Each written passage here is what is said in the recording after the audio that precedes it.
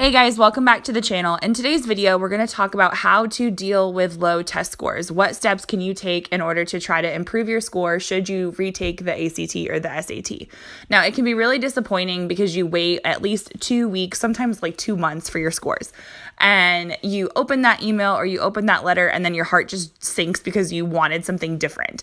And it's sometimes even more stressful when you have friends that are getting their scores back at the same time and they're getting the scores that you had wanted. So one thing that I encourage you guys to remember as you listen to these tips is that scores are relative. So a 1300 on the SAT might be great for one person, but it might be somebody else's low. And on the ACT, somebody might be striving for a 23 and someone else might think that's a terrible score.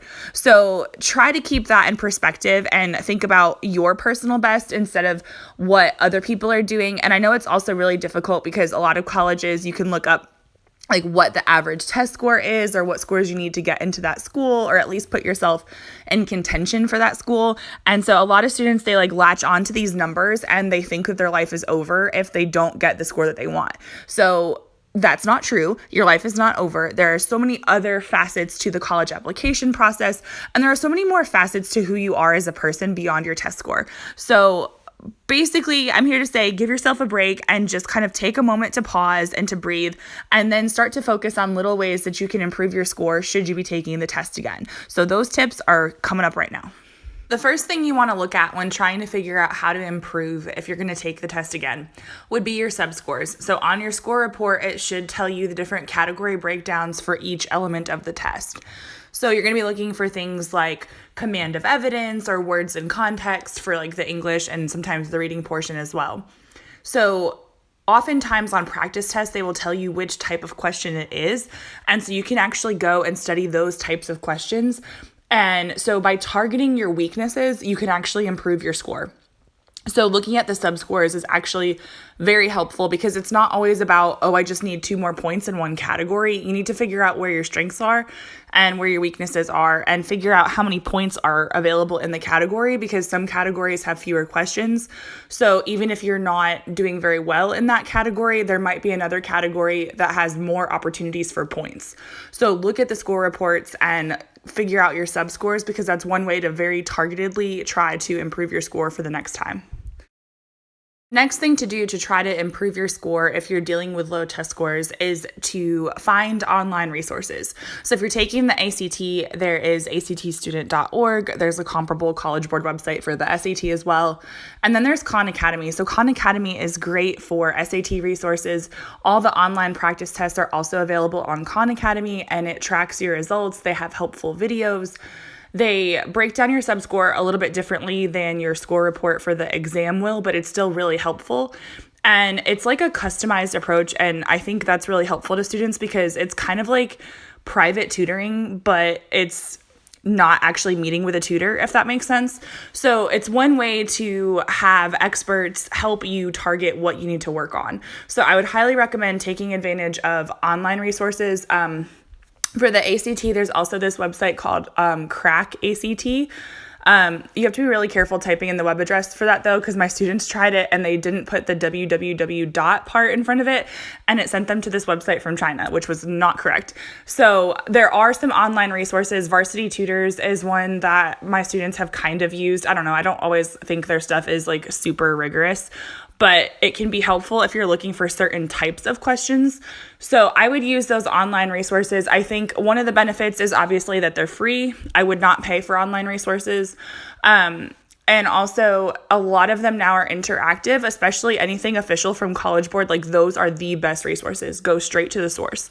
So I would use those and use the interactive ones because it tells you the answer at the end of the section and it gives you a reason why it's incorrect. And so I would use that because it's like having a private tutor. Another thing students can do is to seek help or tutoring. So when I say seek help, I mean things like maybe a peer who understands it better than you. If you have a good friend who is good at like instructing and teaching, you could ask that friend. You can go to different teachers at your school. It doesn't have to be your teacher. So a lot of schools have before and after school tutoring, especially like test prep classes, and some are free and some are not. And so I think those can be a good resource, and it doesn't mean you're stupid if you go to tutoring. In fact, a lot of students who are really bright go to tutoring because they need to learn how to take the test. So I think the benefit to tutoring is that you can improve your content knowledge, but also, especially if your tutor is someone who can explain to you like how to avoid answer traps and that kind of thing, then it could benefit you, because a lot of students just don't really know how to play the game. Like, honestly, in some ways, the SAT and the ACT are a game. And so if you can avoid those answer traps, and in either like math or English, doesn't matter, reading has them too, then it can make taking the test easier because you know which answers not to choose. So another way to figure that kind of stuff out is to actually just get a test book. And sometimes they can be kind of expensive, like anywhere from $25 to $40. And so I think some public libraries actually have them that they can like loan you. So I would maybe start there first if money is an issue, or ask a friend.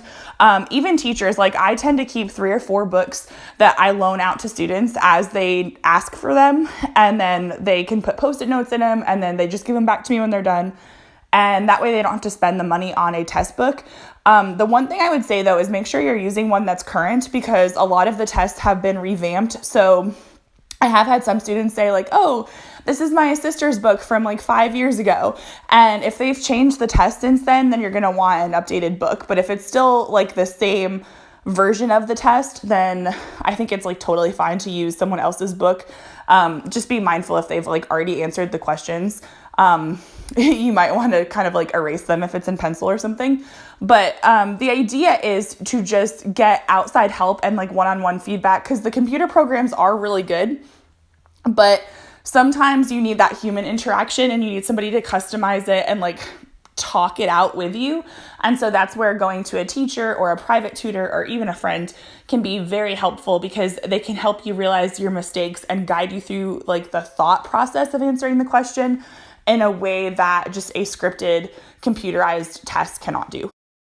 Studying differently was actually one of the biggest tips that helped me as a student, because I was really good at studying for school tests. I was really good at memorizing, and that was helpful for like biology and French tests, because all I had to do was go home and make little flashcards about how the mitochondria is the powerhouse of the cell, and I was good. And for French, I just had to write down all the verb conjugations and I was totally fine. But the problem is that the SAT and the ACT are about applying your knowledge and not what you memorize from class. And so it took me a while to realize that part of the reason why I was an A student, but I wasn't necessarily getting these like perfect test scores, was because I was taking the test all wrong. I was overthinking things. I was spending way too much time on questions and talking myself out of the right answer, because I was treating it like a test that I would take in the classroom and not realizing that it was a standardized test. So studying differently can be really helpful, because it's honestly, as I said a little bit earlier, all about understanding the test as a game. And so I had friends of mine who had significantly worse grades than I did, but they were really good test takers, and they were like, you're overthinking things.